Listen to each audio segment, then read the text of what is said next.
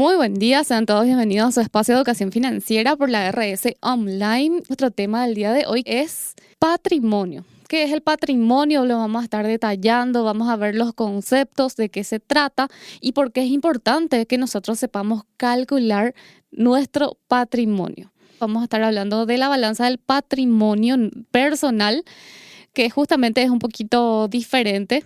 Es un resultado ya más bien económico que financiero, es un poquito diferente a lo que venimos siempre hablando, pero finalmente nos va a ayudar a establecer metas de cómo queremos estar de acá a 10, 20, 30 años. Y te lanzo esta pregunta: ¿qué es el patrimonio? Cuando estuvimos en el colegio, en la facultad, siempre nos enseñaron a ver el patrimonio, pero de una empresa. Nosotros lo vamos a enfocar desde las finanzas personales. Básicamente los conceptos siguen siendo los mismos, pero tenemos que enfocarlo a las finanzas personales. ¿Qué es el patrimonio? Y vemos que está compuesto de 3 factores. El primero son los bienes. Son los elementos materiales e inmateriales con los que la persona cuenta.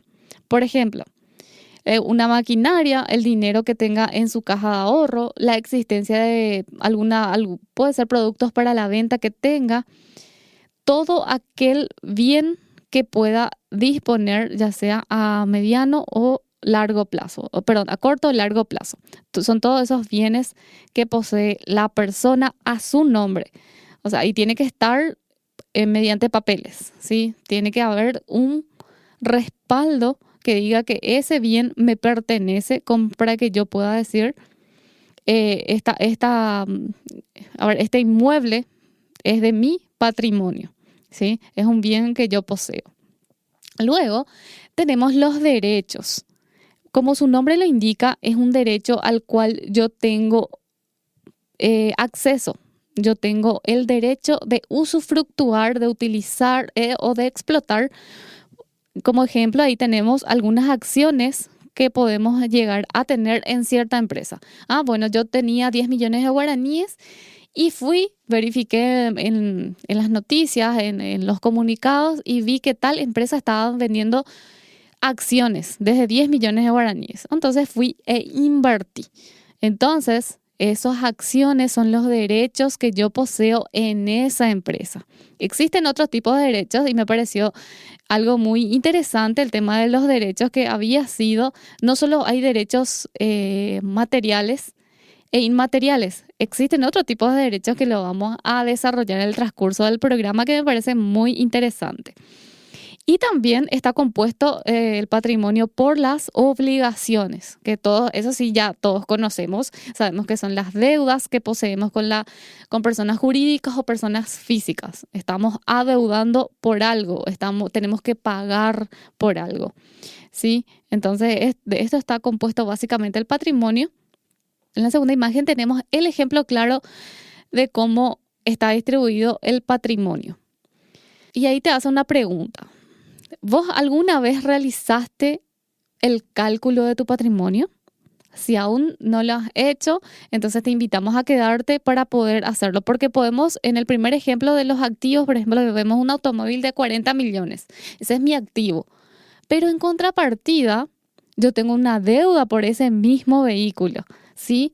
Está dentro de mi activo como por 40 millones, pero como todavía no lo terminé de pagar, el auto está a mi nombre, ya me transfirieron, pero ¿qué pasa? Tengo una deuda con mi cooperativa de 35 millones. Entonces, ahí tenemos que poner ambos conceptos, tanto dentro del activo como dentro del pasivo, los conceptos para poder, al final de cuentas, ver un poquitito cuál es mi patrimonio neto. En el activo, por ejemplo, también tenemos una notebook de mi propiedad y me costó 5 millones de guaraníes. Hoy 2024. El celular que compré también, y es uno de los últimos modelos, me costó 7 millones. En total de los activos, hoy 2024 me suman 52 millones. ¿Por qué hago énfasis en que en este 2024 mi notebook y mi celular cuestan esos montos, 5 y 7 millones? Porque en el 2025 a lo mejor el costo mismo del automóvil va a ir bajando, ¿sí? Y mis activos van a valer menos. Por eso es importante realizar un poco esta balanza de mis activos y mis pasivos todos los años, ¿sí? Porque esta medida, todos los bienes materiales que no sean inmuebles siempre van a ir devaluándose año con año. Es muy fácil de saber cuando yo hago un comparativo. Bueno, automóvil año 2005, ¿cuánto está ahora en el mercado y cuánto va a estar el próximo año o de acá a 3 años? Entonces, ir midiendo un poquitito el nivel de mis activos y la calidad de mis activos también. Sí, están los activos como los inmuebles que no se van a devaluar, por el contrario, van aumentando su valor a medida que pasan los años. Sí, entonces dentro del activo podemos ver los que se devalúan y están los que se revalúan. Bien, dentro del pasivo tenemos, ya dábamos el ejemplo de la deuda por el automóvil, que son por 35 millones, y también tenemos deudas.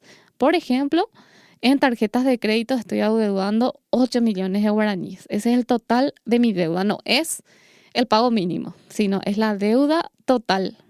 Entonces, ahí mis pasivos suman 43 millones. Entonces, ¿cuál es mi patrimonio neto hoy?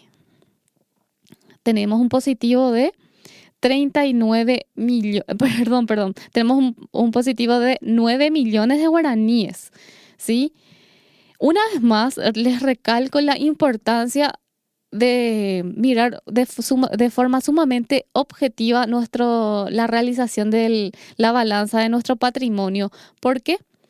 Porque una persona de 23 años, quien está terminando la facultad, está adeudando todavía su matrícula, está adeudando sus cuotas de la facultad, recién se compró un auto, está pagando alquiler, obviamente sus activos van a ser mucho menos que sus pasivos, ¿sí? Van a estar debiendo muchísimo más que sus activos, que sus derechos, ¿sí? Entonces, ¿por qué es importante este cálculo? Para que podamos hacer un poquito nuestras metas de acá a 10, 20 y 30 años.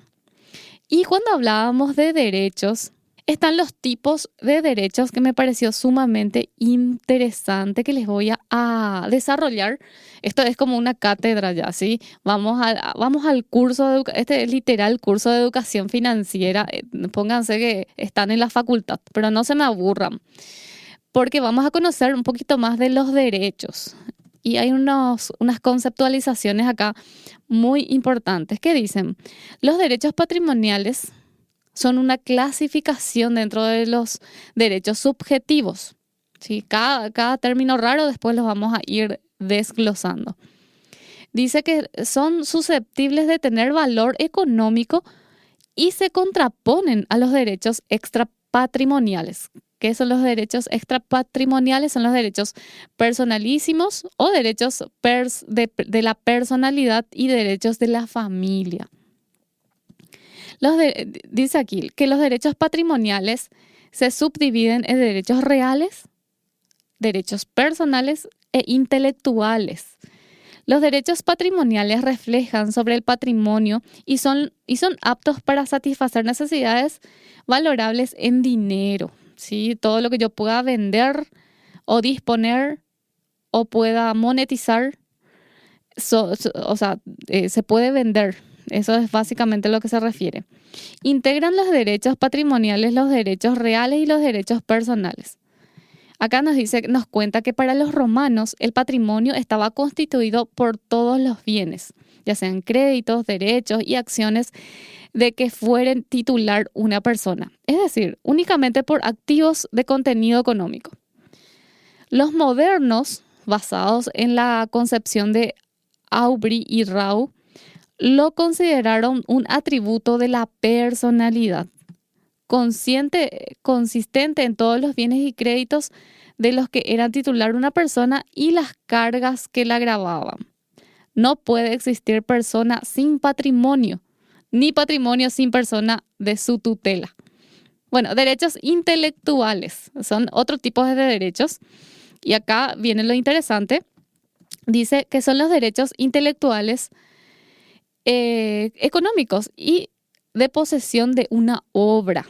Con respecto a este último, punto, los propietarios o el autor o el editor o un tercero que lo haya adquirido están facultados para establecer el modo de difusión, la autorización de su traducción en un idioma o la reproducción en cualquier formato. Los derechos económicos son las ganancias percibidas de la posesión de una obra. El tanto por ciento depende de lo pactado por la editorial. En este tipo de derechos es limitado, pues expira a los 70 años de la muerte del autor. Si el autor tiene descendientes, estos heredan los derechos patrimoniales y morales, pero si no existiera ningún descendiente pasaría a ser del dominio público. Qué interesante, ¿verdad? Porque quién más, quién menos tiene algún familiar que es artista, ya sea que pinte, que escriba o que haya compuesto alguna canción. Y sabemos que en Paraguay también existe una asociación de artistas del Paraguay que busca un poquito a ver un poco que sea incentivado, que sea escuchado, que sea leído el artista paraguayo, ya sea dentro o afuera. Y me pareció bastante interesante este tema de derechos intelectuales. O sea, que por cada libro que venda un autor tiene que percibirlo él o sus herederos hasta después de 70 años de la muerte del autor. Entonces, y también están los derechos reales que nos dicen que los romanos no conceptualizaban los derechos reales, como se limitaron a distinguir las acciones reales. Entonces dice que los derechos reales son aquellos que crecen entre las personas y la cosa. Una relación directa e inmediata donde intervienen dos elementos, que es el sujeto activo, que es el titular, y la cosa, el objeto. Esto era ejercicio erga omnes, entre paréntesis dice que contra cualquier sujeto que desconociese la existencia del derecho o afectase su plenitud. Los derechos reales se caracterizan por gozar del, hay un término que dice ius persequindi, espero decirlo bien, que es el derecho que tenía el titular de perseguir la cosa en poder de quien se encuentre, en el poder de quien se encuentre. Y el ius preferendi, preferencia o prevalecencia de los derechos reales con respecto a las personas. Dice que son perpetuos a diferencia de los derechos personales que son temporales. El transcurso del tiempo hace adquirir derechos reales y extingue las personales. Bueno, acá hay una clasificación otra vez de derechos. Acá habla sobre derechos de dominio o propiedad. Habla de derecho civil, sobre la cosa ajena, derechos civil fiducia, derechos de gentus pignus, que es la prenda, o la hipoteca. Hay varios tipos de derechos.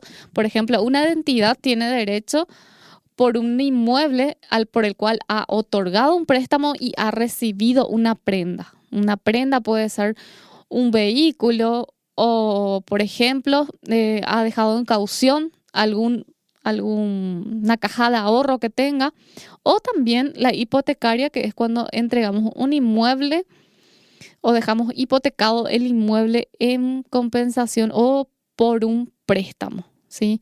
Entonces, esos son los derechos que tienen muchas veces las entidades con las cuales operamos. Estamos viendo en el sentido contrario que estamos cediendo un derecho cuando quitamos un préstamo hipotecario. Después habla aquí de varios otros tipos de derechos de propiedad, de clases de propiedades. Tenemos una nota que habla de la visión prudente. La nota es de InvestMe, es una página española, y nos habla de la visión prudente, hablando de activos y pasivos. ¿Y qué nos indica un poquito ya? Este ya es el plan de acción, señor, señora. El primer ejercicio que veíamos es para medir dónde estamos parados. Ahora se viene el plan de acción en relación a ver, para poder analizar nuestros pasivos y activos en relación a nuestras metas. Si decimos, no, a mí no me interesa tener muchos muchos activos el día de mañana, no quiero adquirir una casa, más bien estoy contenta pagando 1.500.000, 1.800.000, 2 millones para vivir tranquilamente en una casa, en un departamento que no requiere que yo esté gastando todos los años en mantenimiento, en cosas que los que tienen casa propia sabrán el inmenso gasto que tiene mantener una casa, en especial si vivís solo o sola. Entonces, vamos un poco a analizar qué es conveniente de acuerdo a cada perfil. Esa pregunta es retórica y cada uno lo va a ir contestando.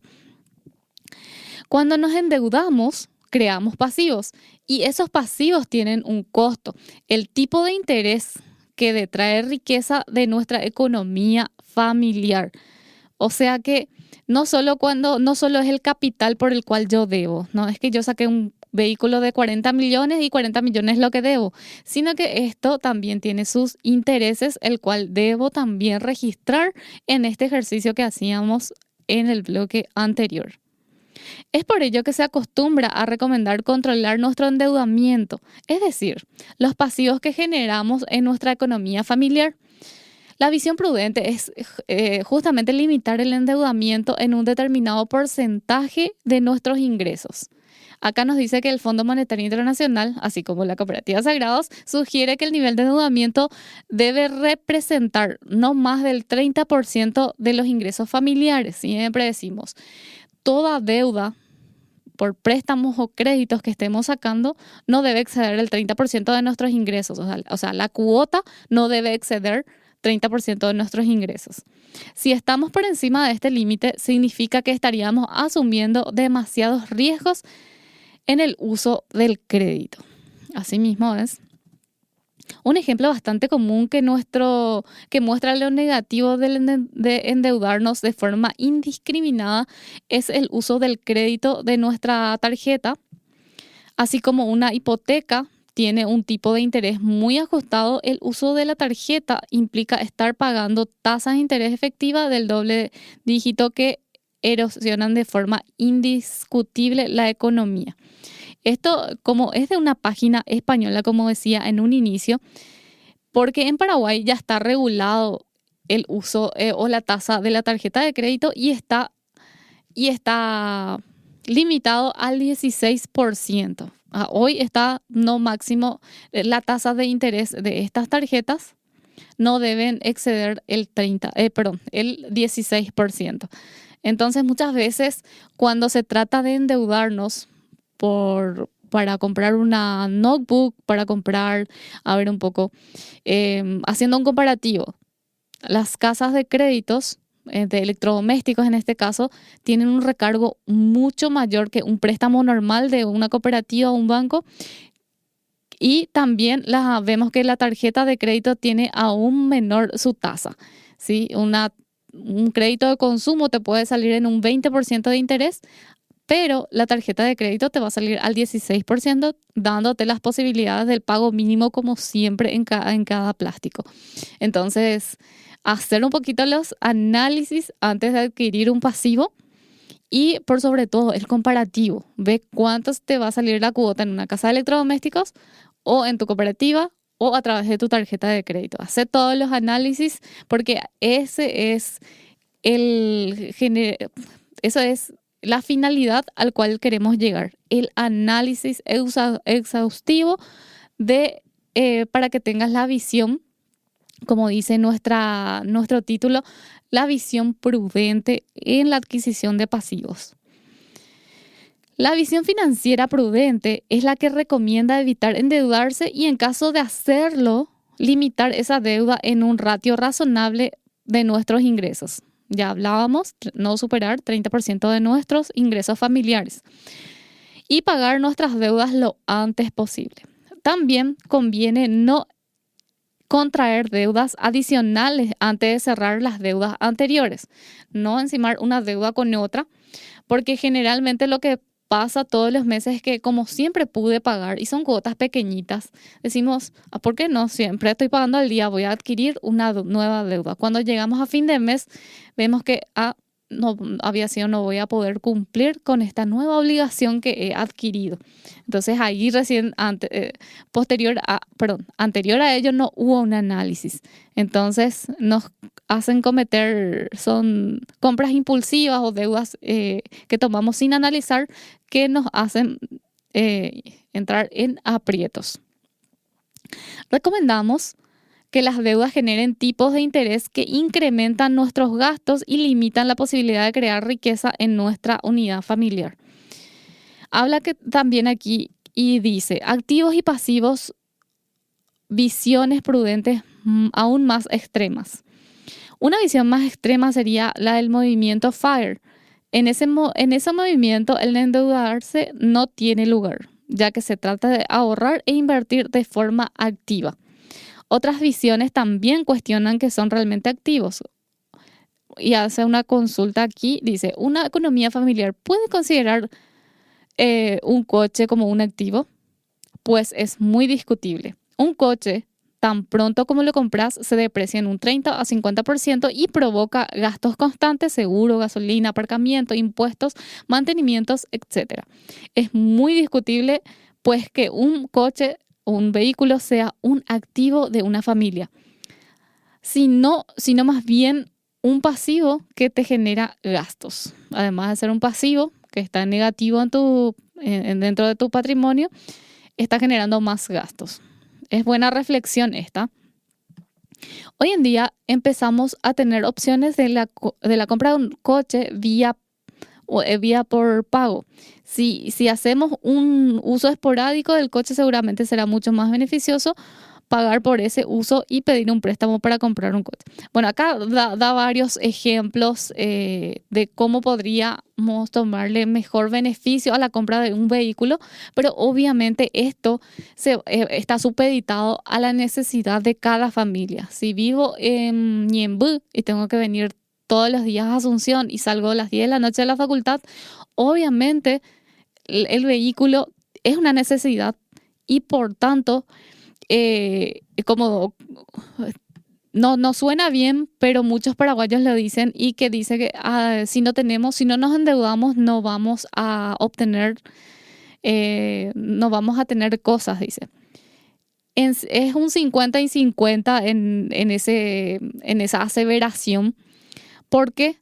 Porque muchos de los activos obviamente no los vamos a poder comprar al contado, pero sí hay muchas cosas que sí lo podemos comprar al contado y que no nos van a hacer gastos hormiga porque no va a ser una cuotita más que tenga que pagar, sino que más bien convendría ahorrar, hacer un pequeño ahorro programado de acá a 6 meses para poder comprar ese activo que tanto necesito.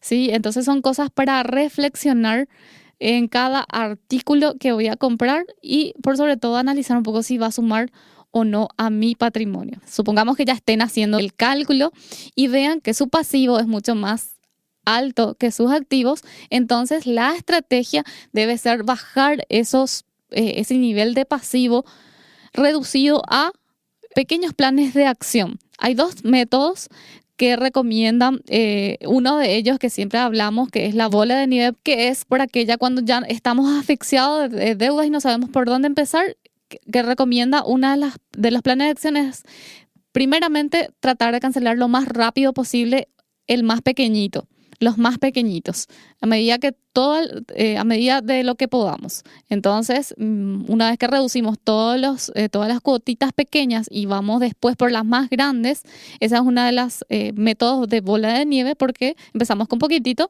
y vamos después con las más grandes. Otra recomienda que primero vayas por aquella que sabes que tiene una tasa de interés muy alta.